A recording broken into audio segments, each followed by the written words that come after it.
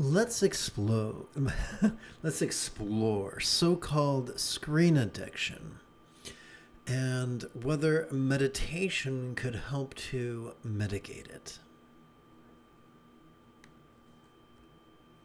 This evening's lesson is drawn from a good-hearted question found on Reddit. How do you get over your phone or screen addiction? The individual wrote, I feel like this is my biggest obstacle. Whoopsie. One moment. Un, deux, trois.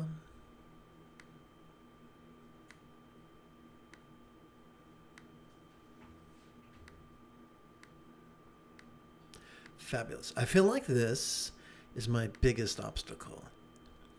I've been wanting to use my phone less for years, before I even started meditating.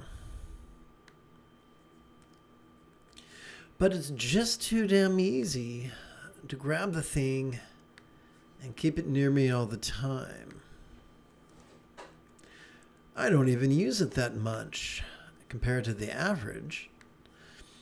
On my phone, I only use Reddit out of the doom scrolling apps, and I watch series or YouTube vids on my laptop. Whenever I'm actually meditating or doing something similar, such as reading, drawing, yoga, etc., I feel so good. But actually bringing myself to do so is so hard. What are your tricks to help you with this?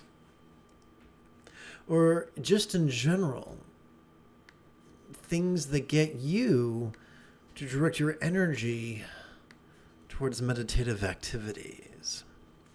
This is an excellent question. Let's begin with some broad brushstrokes before we move towards practical applications.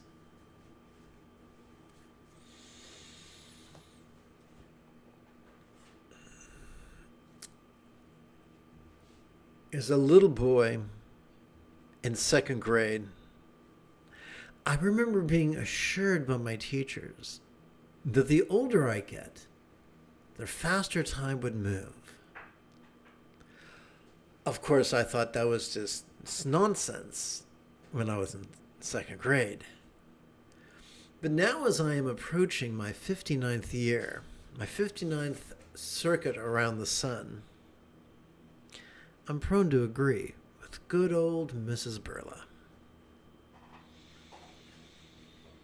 Live long enough, and you can keep it a small index file of all the things that are poisoning, quote unquote, this generation. And it's funny, if you look back and read periodicals from 100 years ago, 300 years ago, 500 years ago, I'm not sure they had periodicals 500 years ago, but you get the idea. There's always two things. The older generation decrying the younger generation and then blaming it on something. Some thought it was learning how to read. Some thought it was reading novels. Some thought it was not going to church enough. You get the basic idea. There's always something to blame. There are many things that can coerce our brain into giving us a hit of dopamine. There are illicit substances. There is illicit sexual behavior. Phone play is relatively benign compared to all the other sources of dopamine hits. And really, it's just become a convenient scapegoat. But for what? True clinical addiction is not a moral failing. It is not because we are weak. It's not because we are stupid. It's not because we are unspiritual. It is a symptom of a dysfunction with our dopamine system. it infers that we have difficulty generating and storing and using dopamine. This is very common for some neurodivergence disorders, or I should say some variations of neurodivergent disorders, because truly there's an old adage, let me know if you've heard this one. You've met one neurodivergent, you've met only one. So if you feel that you are clinically addicted to your screen, then I recommend you seek out the diagnostic assistance of someone with expertise, clinical expertise in neurodivergence. Not someone who saw a 2-day seminar, but someone, an MD, preferably a PsyD or a PhD or an MD who really honestly specializes, a psychiatrist, a neurologist who specializes in neurodivergence. Specialization really matters. You don't want to get the advice of someone who's seen one neurodivergent a decade. You want to work with someone who has up to their knees in neurodivergence every day, who can really recognize what's going on. Now, if you don't feel you have if you feel like you're having difficulty getting motivated, that doesn't sound like you're not spiritual. It doesn't sound like you're addicted. It sounds like there may be things influencing your ability to work with your dopamine-oriented reward system in the bottom of your brain. Did you know that our sleep patterns, our exercise patterns, our culinary choices, our recreational choices, our romantic proclivities all influence our ability to generate and process and utilize and store dopamine? It's seldom a single culprit. So if you feel that you are honestly exhibiting clinical symptoms of addiction, then that's not the problem. That's just one of many symptoms of a larger order problem. I can't emphasize this enough. Now, you may be overworked. You may be exhausted, and that could create this symptom set, by the way. But you could say, dude, I don't need another hobby. Well, guess what? You got one now. Ha ha. But doing this could solve the mystery of lifelong performance issues, lifelong, quote-unquote, so-called motivational issues. Sometimes out of malice, most often out of lazy-mindedness. Folks who suffer from one of many neurodivergent maladies have a lifetime of being misdiagnosed and gaslit.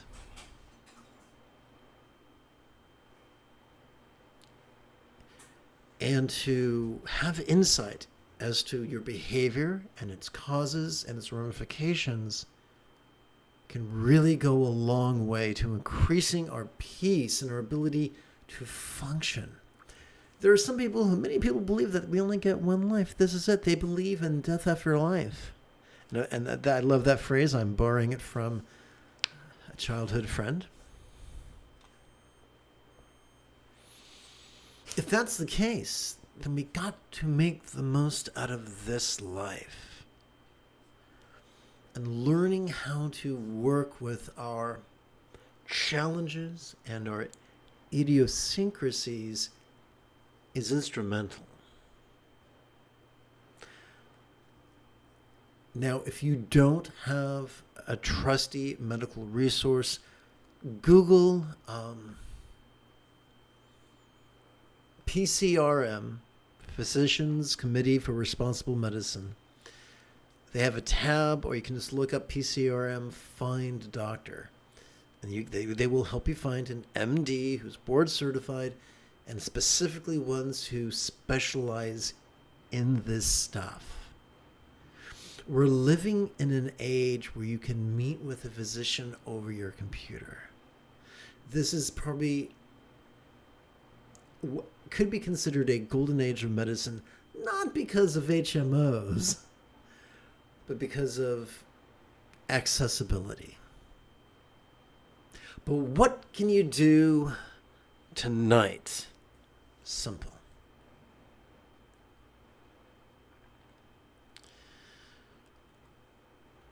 Several hundred years ago, many hundred years ago, it is said that Lao Tzu composed the 81 poems comprising the Tao Te Ching. If you have not read it, do yourself a favor and pick up Dr. Rosemary Anderson's translation. She did a fabulous job. You can blast through that bad boy in a week. You could read it 52 times a year. If you did, you would notice patterns. You would notice that the Tao Te Ching warns against being controlled by our rigid, fearful, superstitious, controlling, elitist, cryptic, competitive, and cruel impulses. The more rigid we are, the more controlling we are, the more we might try to just beat ourselves up to gain some sort of an invisible leverage over ourselves. Yes, if I just loathe myself with a sufficient degree of eloquence and passion, why then I can do anything. No, you can't. So instead of trying to manipulate ourselves into doing what we think we should, let's face it, most of us are far too old to should all over ourselves. But instead of choosing that, we can choose the path of yin, the path of the Buddha, and be flexible, loving, rational, laid-back, egalitarian, lucid, cooperative, and kind, or to put it in a nutshell, to be flexible and laid back. Or in other words, to enter the flow state. You could call it the Tao. You could call it effortless effort, which would be the sixth fold of the Buddha's eightfold path. But a great way to navigate the currents and the eddies in our life is by cultivating the flow state. And yes, Virginia, a healthy, effective practice of mindfulness and meditation could be integral to that. Allow me to illustrate. Consider, if you will, this Tibetan-styled image. Consider, please, this gal, the color. Oh, Kevin, thank you very much for your generosity. And James, to you I give a great big hug. So, consider this gal, the color of a cumulus cloud. Notice how she appears to be actively sporting a tantric union. First, this reminds us that spontaneity will trump contrivance. Or, to put it the other way, contrivance will always be trumped by spontaneity. Number two, please notice her partner who's the color of the azure sky on a beautiful day. And notice how he appears to be passively savoring the same tantric union.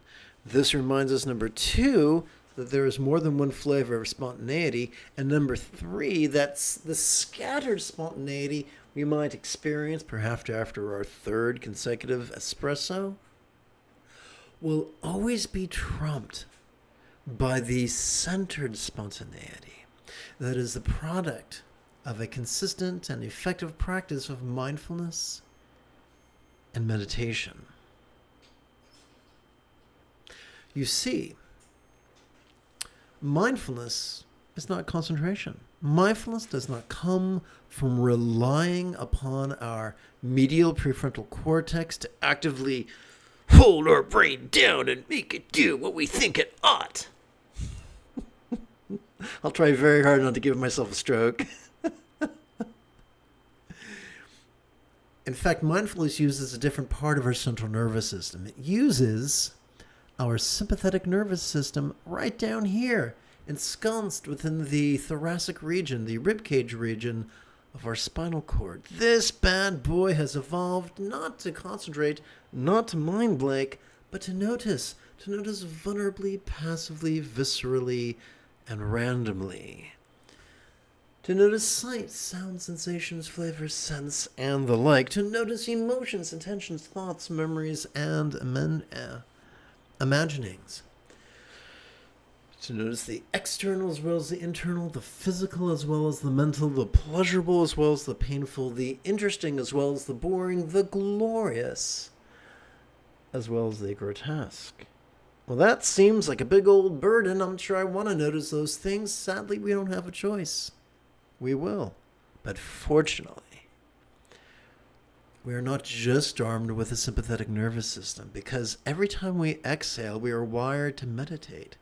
Because every time we exhale, we spontaneously access our parasympathetic nervous system, ensconced within both the lower lumbar region of our spinal cord, as well as the tippy top of the cervical region, sometimes referred to as the brainstem. This bad boy has evolved to support both physical relaxation as well as mental release. Start off doing this for approximately 5 minutes every 12 hours or so, and you will notice a shift. But in the first week or two, you could notice that your choices and your utterances and your deeds begin to flow from the effortless effort of love's centered spontaneity, because one of the many negative side effects of active concentration and active contemplation is that it causes our blood to collect at our amygdala, the seat of aggression and anxiety found in the dungeon of our limbic system. But, and this is wild, when we make the shift away from active concentration and active contemplation and towards passive mindfulness and passive meditation, our blood shifts from our teeny tiny amygdala to this big old catcher's mitt shaped anterior cingulate gyrus. Yes, it's winning answer in Scrabble, isn't it, folks? This bad boy functions as the hub of our mirror neurons, the seat of empathy and compassion and love, the key to great fulfillment and meaning. The more we practice this mindfulness and meditation, the more we flow with the effortless effort of love's centered spontaneity, the more our life could become as blissful, could savor the bliss that is reminiscent of a real or imagined Buddha's paradise or Pure Land, or if you prefer Sanskrit, Vati. I do look forward to practicing the fine details with you after approximately 30 seconds of housekeeping. This is Lama Jigme Gyatso of the Buddha Joy Meditation School. For more than 30 years, I've spent about 8 hours a day, almost every day, studying, practicing, mastering, and reverse engineering the teachings and techniques of each sect of Buddhism and Taoism and Hinduism and Christianity and Judaism, so that you wouldn't have to. Welcome, my friends, to Meditate Like a Jedi, which is made possible due to the generosity of viewers just like you. This evening, we're going to play with love and letting go. Before I do, I wish to responsibly check what comments I've received thus far.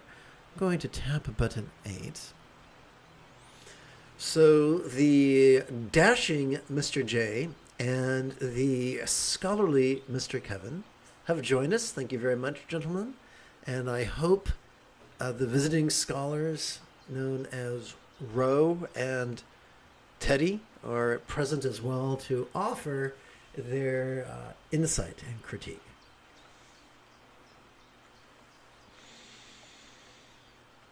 Let's see, what button to push next? Well, I guess I'll push button 9.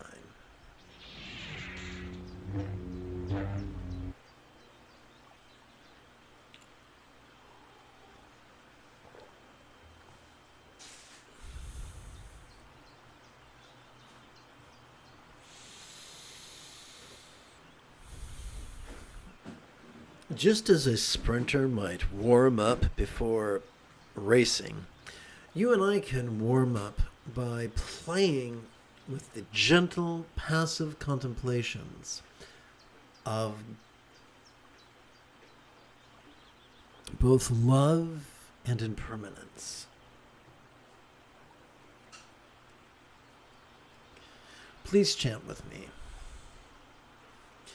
Since we are not alone in our mental frustrations, we could also long that others' mental needs also be met. As we breathe in, let us silently and mentally recite wise. As we exhale, let us silently and mentally recite all. No, it is not our job to actively concentrate or actively visualize or believe or emote. All we gotta do is play with these words silently, mentally, passively, in harmony with our breathing. And it could be almost as if we had invited someone over for lunch and we were ladling out lentils for them into their bowl. Only instead of it's lentils, it's wisdom. Watch the news and I'm sure you'll agree, humanity could use much more wisdom.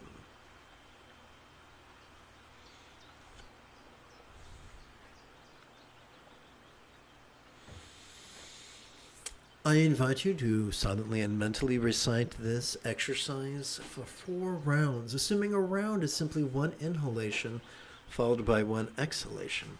Personally, I like to keep track of rounds on my left hand, advancing the tip of my left thumb during each inhalation, allowing it to come to rest upon a finger's crease or tip. Please join me.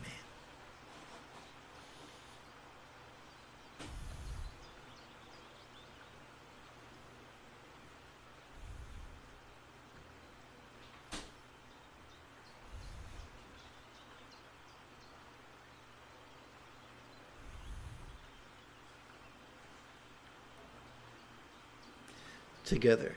Since we are not alone in our interpersonal frustrations, we could also long that others' interpersonal needs also be met.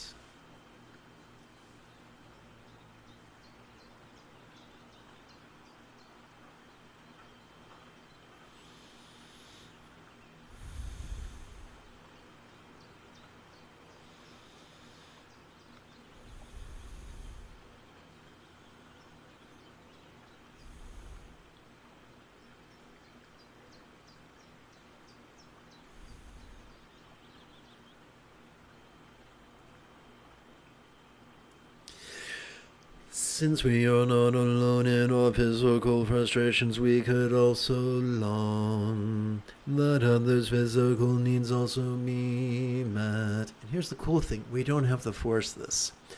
We are already wired to empathize. We are already wired to some degree to recognize whenever we have a need that's unmet, not only would it be nice if our needs would be met, but we're already wired to wish that all beings' needs be met. By simply flowing with mindfulness and meditation, we will rediscover these lost connections.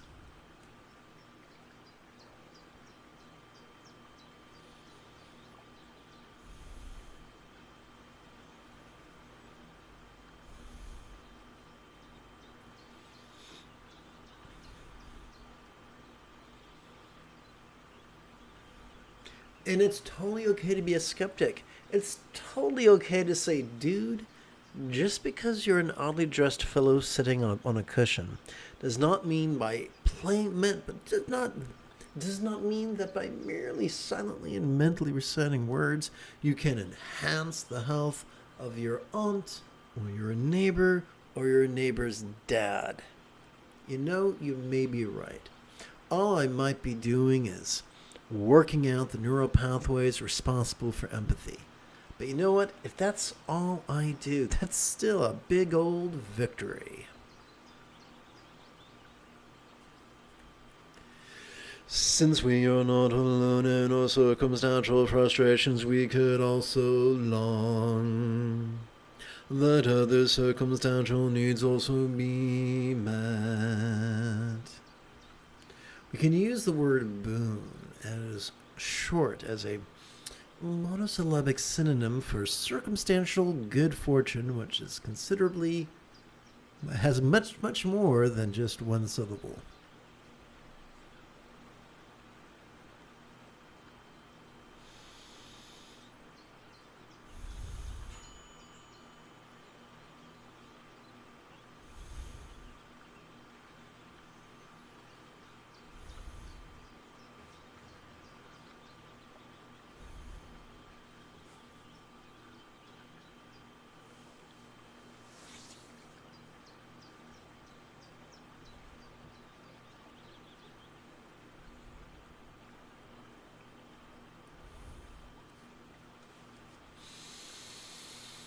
Let us shift gears and now bring the 4 bases of mindfulness into the path of impermanence together. Observing the coming and going of circumstantial phenomena, help us to see that ever-changing one and all, there is nothing permanent to grasp. With the changing of the seasons, we see the impermanence of a year. With the waxing and the waning of the moon, we see the impermanence of the month. With the rising and the setting of the sun, we see the impermanence of a day. And right now, please rest your fingertips upon your upper chest. As you breathe in, feel it swell. As you breathe out, feel it sink. And feel the impermanence of a breath.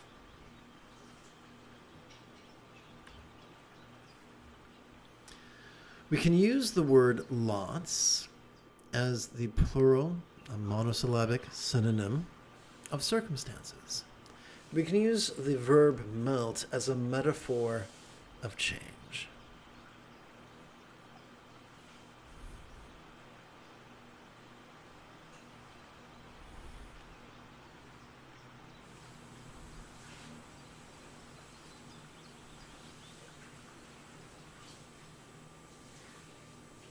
We have been counting upon our left hand. We've just done 1 lap of 16, and we're starting a second lap. And that can infer to us that although our left hand is optimized for counting rounds, our right hand is optimized for counting sets. Our first set of 16 rounds, and now our second set of 16 rounds, and the like. Must you master this crease counting in the next 15 seconds? No. But if you play with crease counting once or twice a day, within a week or 2, you'll get it down pat.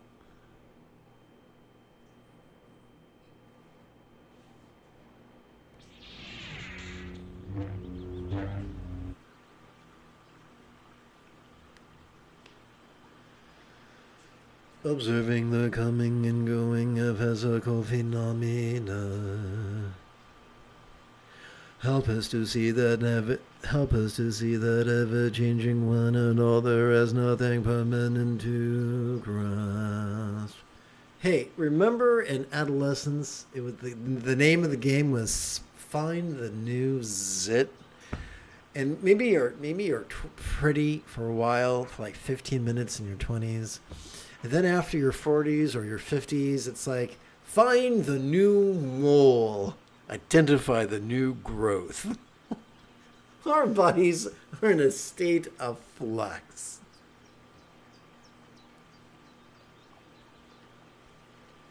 We're going to use the word forms as a synonym for bodies.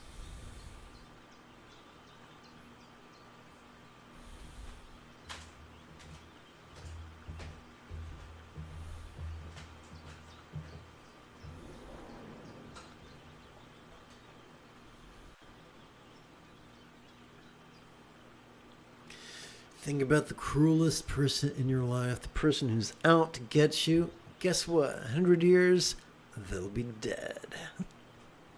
Think about the cruelest parent or authority figure in your life when you were a kid.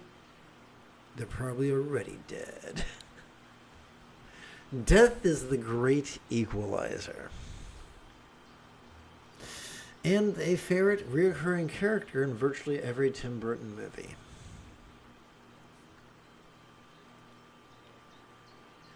Today, when I was scrolling on Instagram, I got to see a clip of a live performance of Nightmare Before Christmas, where Danny Elfman and the gal from Home Alone and Beetlejuice and the guy who played Pee Wee Herman were all singing together.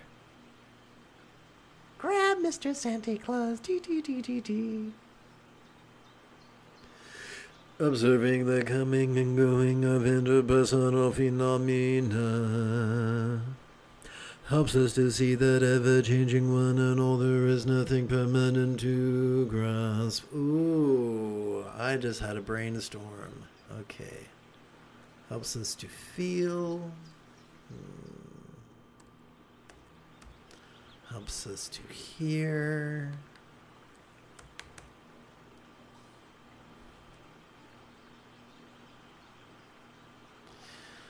Observing the coming and going of interpersonal phenomena helps us to hear that ever-changing one and all. There is nothing permanent to grasp.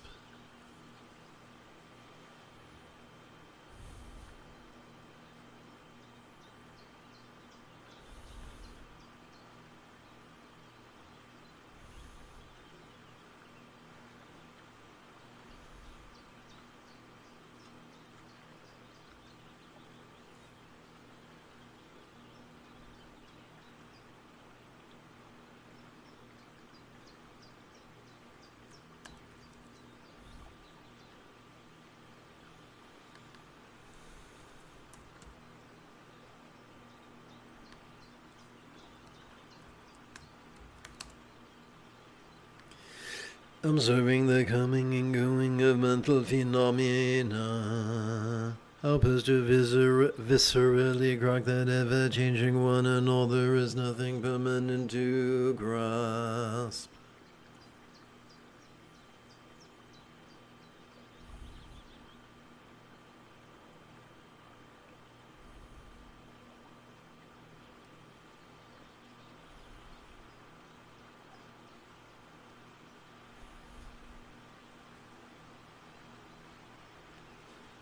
Now that we're all warmed up, now that we've played with both the first and the second folds of the Buddha's Eightfold Path, let us just kick back and play with the seventh and eighth folds of the Eightfold Path as we bring whatever we spontaneously notice into the path of awareness and letting go.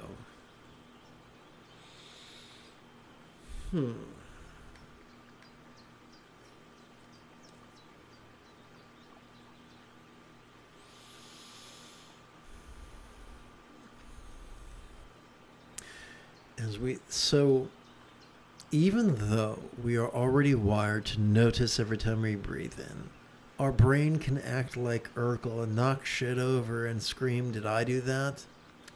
But Urkel has a good heart. And if we give Urkel a job like silently and mentally reciting the demonstrative pronoun this during each inhalation, it will facilitate the perception of mindfulness. Similarly, if we give Urkel the job of silently and mentally reciting the one-syllable verb ease during each exhalation, it will facilitate the release of meditation latent within our parasympathetic nervous system.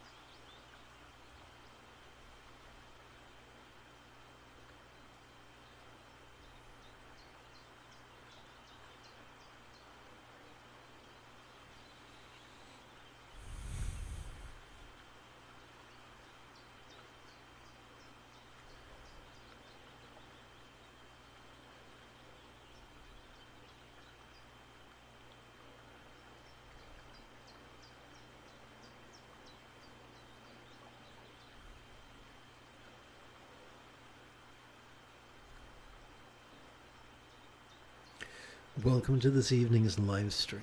The moment you have a specific question about Buddhist chanting, Buddhist meditation, Buddhist philosophy, or how to apply them, please type your question in great detail in the chat window.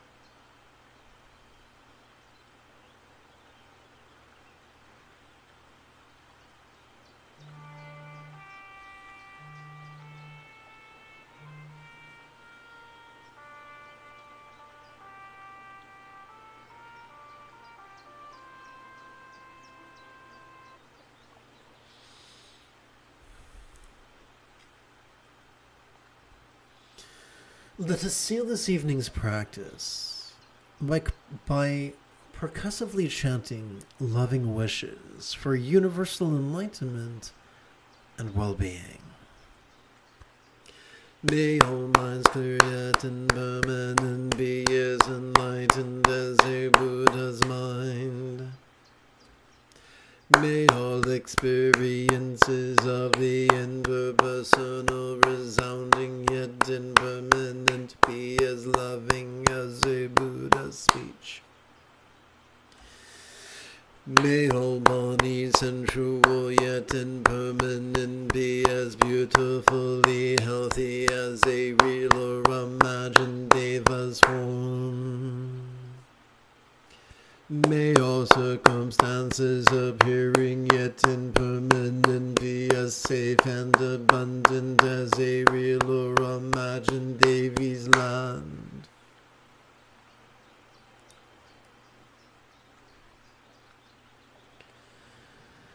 If you feel that I have earned it, you could give this live stream a thumbs up. You could even help support this channel. In approximately 10 and 2/3 hours, I would very much like to return to lead tomorrow's early meditation class and group practice. And if you are as geeky as me, may the Force be with you always.